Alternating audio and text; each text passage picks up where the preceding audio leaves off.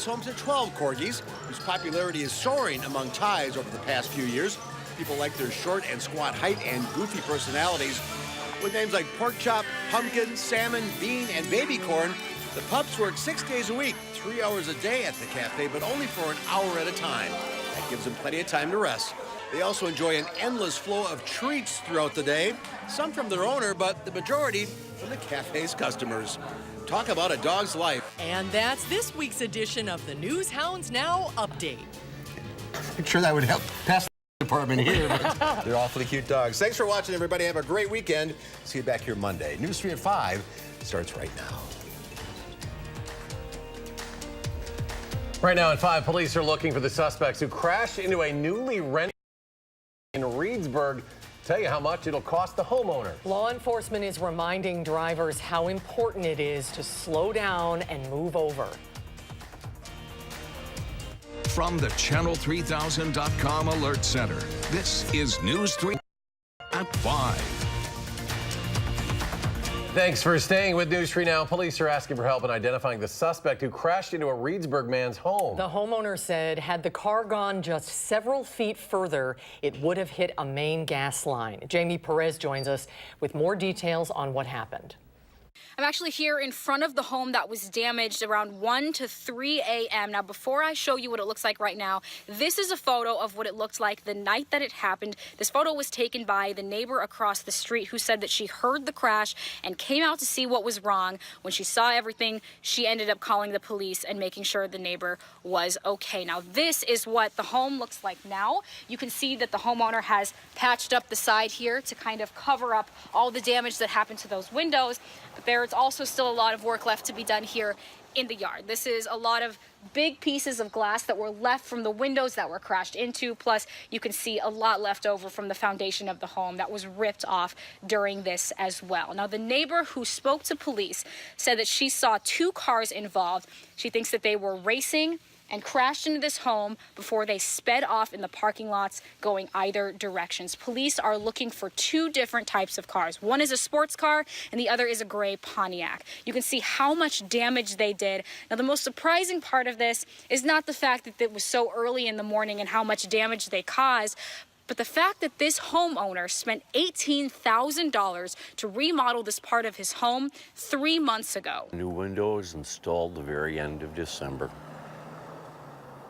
AHT windows are supposed to be the best that there are. He wondered if I'd notice a difference in my heat bill. I did. It just didn't last long. Now, while I was with the homeowner earlier today, he said he was on the phone with the window company who says that they do not cover damage from a car running into your home. He is relying on insurance to hopefully cover the damages. And police still are actively investigating this. If you have any information that relates to helping this man and finding these people that did this, you are asked to call the Reedsburg Police. In Reedsburg, I'm Jamie Perez, News 3 Now. And Jamie will have more details tonight at 6 with how the homeowner's neighbor was the saving grace that night. The man accused of killing his wife in Wisconsin Dells is currently facing 11 domestic abuse charges from January. The Dells Police Department says 23-year-old Tetiana Hujva was found dead in a home on Washington Avenue after a call to check on her welfare last night. And police then arrested her husband, 31-year-old Fuad Pashayev, as a suspect in the case. According to court records, Pashayev is already facing 11 charges on suspicion of domestic abuse towards her. The charges include strangulation, false imprisonment, criminal damage to property, 3 counts of battery, and 5 counts of disorderly conduct. The FBI says an Ohio man has been charged with making false statements after authorities say he claimed to be an Illinois boy who had been missing for 8 years. An affidavit filed in federal court today says 23-year-old Brian Reaney repeatedly told investigators he was Timothy Pitson of Aurora, Illinois, who disappeared after a stay at a Wisconsin Dells resort in 2011 at age 6.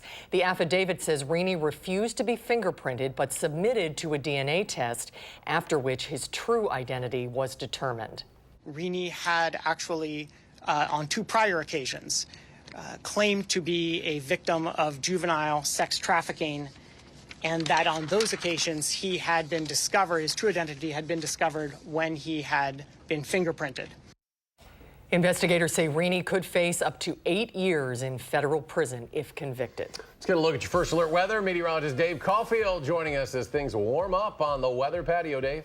Yeah, well, Eric, the sunshine did peak out this afternoon after a morning filled with clouds, and that allowed temperatures to reach the upper 50s and lower 60s across southern Wisconsin for highs this afternoon. So on visible cloud tracking, we could see that clearing, but some of the clouds are trying to return from the south and west. We'll see variably cloudy skies as we head into tomorrow. I think the showers tomorrow will stay to the north of Madison, but that changes as we head into Sunday. Here's a live look in Madison at some blue sky, but also some clouds on the WISC-TV Skycam. It's nice outside with temperatures in the upper 50s right now in Madison, close to 60 degrees. We're in the mid 60s in Mineral Point, 60 even in Boscobel, Viroqua, and Lone Rock, 57 in Janesville. And not too much of a wind out there. It was breezy yesterday, and that really affected how it felt outside. Feels a lot nicer, maybe a nice evening to get outside, walk the dog, and if you have any plans outside for the next couple of hours, they are looking good with temperatures falling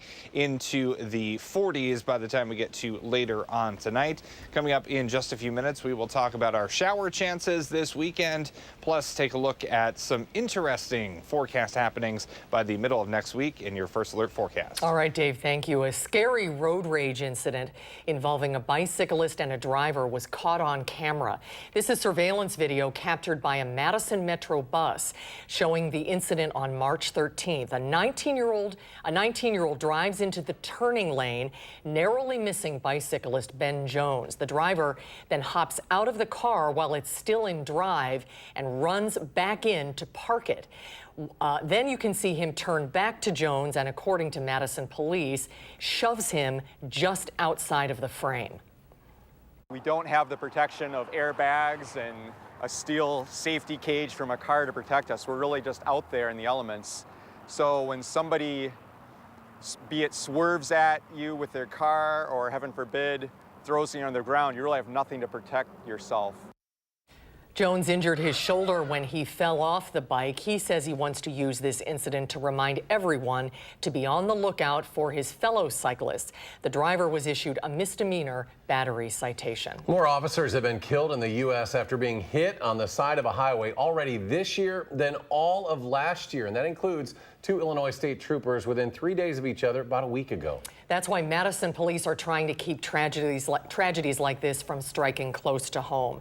Our Madeline O'Neill is here to tell us about their efforts today. Maddie? Susan and Eric, you may notice more police cars on the Beltline than usual today. It's part of an operation reminding drivers how important it is to move over and slow down. It's always tragic. No matter how far away an officer's death hits close to home. It's often like losing a family member. Lately, those deaths feel like they're circling in. It's striking closer and closer to home, and we want to do everything we can to prevent something like that happening. So far this year, at least 7 officers nationwide have been hit and killed by vehicles on the side of the road. It's terrible. I mean, we look at officers throughout the U.S. as our, brothers and sisters. It's hard to think about and scary to think that accidentally that could have been one of our own coworkers or ourselves. Madison police officer Rick Wibberforth says on routine traffic stops in a squad car or his motorcycle, cars passing by often get too close for comfort. It's a very uneasy, nerve-wracking feeling. I wish more people realized the dangerousness. So a team of officers are hoping to drive their message home. Copy that. By state law, drivers must move over for stopped emergency vehicles, or if they can't, they have to slow down. It's something Sergeant Dave Meinert is monitoring. So like this guy. Careful with the traffic path. Yeah. You're aware of the law that you have to move over if you can. This time, it's mostly warnings. Because we're trying to do a lot of education. Education, police hope, will keep danger as far away from officers as possible. Please move over. Keep not only myself and my coworkers safe so we can get home to our families at the end of the day, but there's also civilians and motorists out there on every traffic stop. Violating the move over law can cost you with an $187 ticket and 3 demerit points on your license, not to mention criminal and civil liability if you hurt or kill someone. And Madison police say they hope to continue sporadic operations like this throughout the summer. Maddie, thank you. You're welcome. A Janesville home is considered a total loss after a fire last night. The fire broke out on Hankey Road around 9 o'clock. When the Janesville Fire Department arrived at the scene, firefighters found heavy fire conditions on the first floor, the second floor, and in the attic. All of the family members were able to get out of the home safely, but a dog was found dead inside. Damage to the home is estimated at $168,000, but the cause of the fire is still under investigation. And an East Madison restaurant sustained significant damage in a fire early this morning. This happened at Sumo Steakhouse and Sushi Bar on Parkside Drive. Madison Fire Department says it's unknown how long that fire had been burning before a passerby called 911 at about 2:30 to report smoke in the area. Firefighters say the fire was kept in check a bit overnight by an automatic sprinkler. The fire official said the kitchen suffered significant damage. The fiscal fight over Governor Evers' budget proposal is in Rock County tonight. State lawmakers kicked off the first of a handful of public hearings today in Janesville. Our Rose Schmidt explains some of the loudest pleas. Rose? Yes, well, anyone is welcome to speak to the Budget Committee about any topic they want to see represented in the governor's 2-year spending plan. Governor Evers presented his proposal in February, but Republican legislative leaders say Evers wants to spend more than the state can afford on K-12 programs like special ed, and they vowed to never accept Medicaid expansion money. These are 2 topics activists push loudly for today, but it's unclear whether they will get passed. I'd just like to remind everybody to speak directly into the mic. It's a sea of red and green and an ocean of issues. We can shrink the prison population. Starting with corrections from Tom Gilbert, whose adopted son is in solitary confinement. I'm here today to voice opposition to the governor's request for $25 million to expand our prison system. To healthcare, from Susan Fadness, an AARP volunteer who worked in hospitals for more than 2 decades. I have seen the value of the Medicaid program. And a push for special education funding, as Anna Hauser explains her son's story. Xavier might introduce himself to you today, but he is unable due to being a nonverbal 13-year-old that has not had the proper support staff for the last decade of his educational career. These are just a few of hundreds of testimonies that came before the state's Budget Committee Friday in Janesville. But some of the proposals behind them face an uncertain future from the Republicans in charge. Wisconsin has never been in better shape. And my main concern with this budget is that it spends way too much. The committee's co-chairs say they're not interested in taking Wisconsin backward, something they believe Governor Evers' budget proposal does. I think the liberal wish list that's packed this budget with from a policy standpoint is things that a lot of constituents do not like. But as they call for bipartisanship, even Republican leaders are split among themselves, with Assembly GOP leaders saying they would consider Evers' gas tax increase, while Senate Republicans say they won't. Can everybody hear in the back? But they say they're willing to listen to each story nonetheless. It is a great first step, but 11% is needed to begin to shape the budget moving forward. The Joint Committee on Finance will head to Oak Creek next Wednesday, followed by River Falls and Green Bay in the following weeks. These hearings are open to anyone who wants to come and testify. Rose, thanks. President Donald Trump is congratulating Brian Hagedorn on what the president calls a, quote, big surprise win in this week's Wisconsin Supreme Court election. The conservative Judge Hagedorn has about 6,000 more votes than liberal-backed Lisa Neubauer. Hagedorn declared victory, but Neubauer has not conceded and is raising money for a potential recount. The president calls it a, quote, very important Supreme Court seat in a tweet. Hagedorn's lead was about a half a percentage point. More to come at 5. Up next, Bill Cosby has agreed to settle lawsuits filed by 7 women against him. We'll explain. President Trump has a new approach to slow the surge of asylum seekers. What Wisconsin Senator Ron Johnson is saying about border security. And the markets closed the week with a 40-point gain for the Dow. The NASDAQ up 47, while the S&P 500 added 13. And we'll be right back.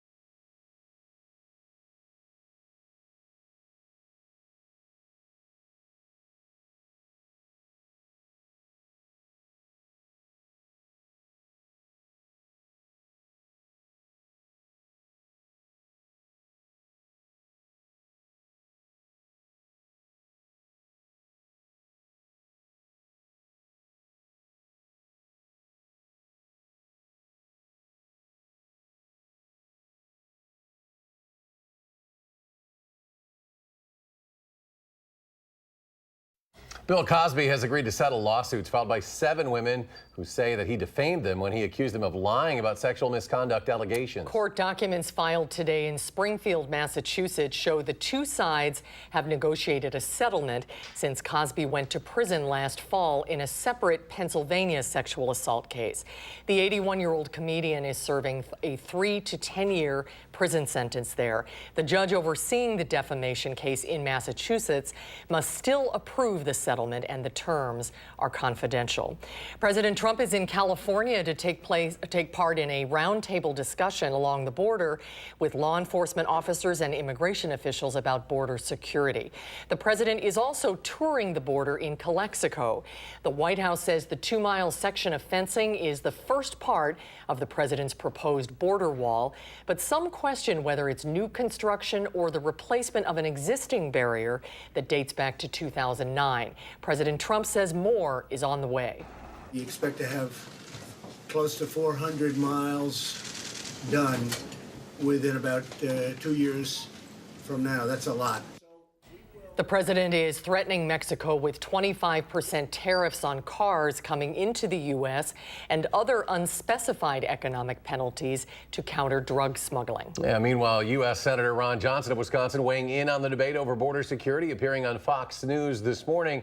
He is backing the president's push for Mexico to cooperate to stop the flow of illegal immigration from Central American nations. But Senator Johnson says a big issue continues to be laws in the United States that incentivize families to send unaccompanied children across the border so they can establish long-term residency in the U.S. It's growing because we have laws in our books that if you're an unaccompanied child from Central America or you come as a family unit, once you come into our country, say you have a credible fear of persecution, you're basically home for good. You have long-term residency. Now, Senator Johnson is the chair of the Senate Homeland Security Committee. He says the issue has changed a lot in the past 20 years because most immigrants in the past were from Mexico and could be returned immediately. Possible 2020 presidential contender, former Vice President Joe Biden, made his first public appearance since several women accused him of inappropriate touching. Several women have recently come forward with stories about Biden over the years touching their backs, squeezing their shoulders, rubbing his forehead or nose against theirs. They say it made them feel uncomfortable. Biden says he never meant to be disrespectful intentionally. He said he will be more mindful and respectful of people's personal space. Let's get a look at the weather now. The weekend is almost here, and Dave Caulfield is watching the forecast. Dave? Well, Susan, the sunshine did come out by the time we got to this afternoon, and Steve saw some sun in Sauk City and sent in this beautiful photo. Thank you so much for sending this in. So it turned out to be a very nice day overall, especially when you compare it to yesterday when we had the clouds, the showers, and the wind. Really nothing like that today, and we're not really seeing any shower activity across much of the upper Midwest. A few light returns showing up in Minnesota, closer to northern Iowa. I still think that precipitation is about a day away. As we get into this weekend, the shower chances will start to increase for some of us. We'll talk about that in just a little bit. So we started off with the clouds, but we did see that sunshine peak out this afternoon. Good news, and temperatures as a result did get close to 60 degrees for highs today. Maybe a few more clouds trying to filter back in this early evening in Madison, but still not bad. Today's high of 59, still above normal for this time of year. 53 is typically where we are for April 5th. Now, some other temperatures, 50 in Milwaukee, a bit of a lake breeze to say the least, so keeping it cooler near the lakeshore. 55 in Rockford, but we can see some 60s closer to western Iowa. This air will begin to move in for this weekend, setting up highs in the 60s for Saturday, Sunday, and Monday. So a spring-like weekend into a spring-like start for the work week next week, so that's going to feel nice. It won't be sunny during this time really at all. We'll be looking at variably to mostly cloudy skies over the next couple of days, and we will possibly have to deal with some showers on Sunday. But hey, we'll take it. At this point, it could be a lot worse. And as we get into next week, we could be talking about chillier temperatures and a more winter-like trend returning to southern Wisconsin. So lots to look out for. 43 for tonight, mostly cloudy and milder. As we head into tomorrow, highs will be in the mid-60s, variably cloudy skies. I think these shower chances really stay, for the most part, north of Madison. We'll take a look at that possibility on Future Track. The clouds sticking sticking around for the most part tonight, starting off in the 40s tomorrow. Maybe a few light showers in the morning on Saturday, but I really think that this is going to stay to the north and really won't affect many of us for Saturday. That becomes a bit of a different story on Sunday as temperatures get back into the 60s and these shower and thunderstorm chances start to increase across southern Wisconsin. You did not see a mirage there. As we head into the middle of next week, we could be talking about some rain and snow showers, and even, it's not completely out of the question, folks, that we could be talking about some accumulating snowfall as we head into Wednesday and Thursday. So let's take a look at the 10-day forecast. I do want to say this, at this point, it's too early to tell exactly what will happen, so we'll keep a close eye on it. If you are posting about snowfall totals at this point, you are doing it wrong. I just wanted to say that. So let's all stay calm, and we'll keep an eye on that together as we head into the middle of next week. Temperatures are definitely looking chillier. So let's take a look at your first alert traffic updates on our traffic camera, I should say, Park Street and the Beltline. We are noticing some slow go in both directions, really, and average speeds are pretty slow on the Beltline, as you might expect for a Friday during rush hour. So 8 minutes westbound John Nolan to Verona Road. So a little bit slow, average speed of around 35 miles per hour. Eastbound University Ave to the interstate, that'll cost you 28 minutes with an average speed close to 35 miles per hour as well. And that is your first alert traffic update. All right, thanks, Dave. Ahead at 5, Consumer Reports tested the best dishwashing detergent. We'll tell you which products are the best after a short break.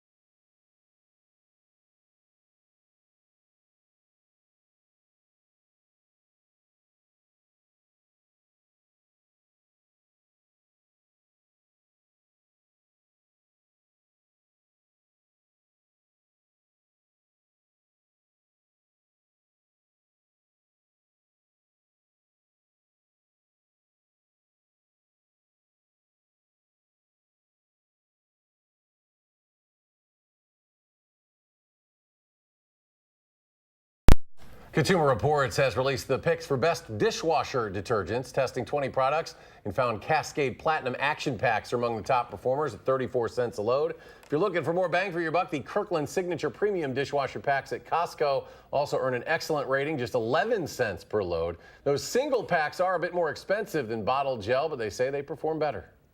And you also say that the way you load your dishwasher can determine how clean your dishes get. Absolutely. If you think about how a dishwasher works, it's spraying water from underneath the dishes. If you stack the dishes in a way that prevents that water from circulating or traps food between the dishware, it's going to remain there through the end of the cycle. Testing also found it's best to leave items like fine china, wooden spoons, and sharp knives out of the dishwasher. Hand wash them instead for the best results. And stay with us. We'll have another final check of your forecast in just a moment.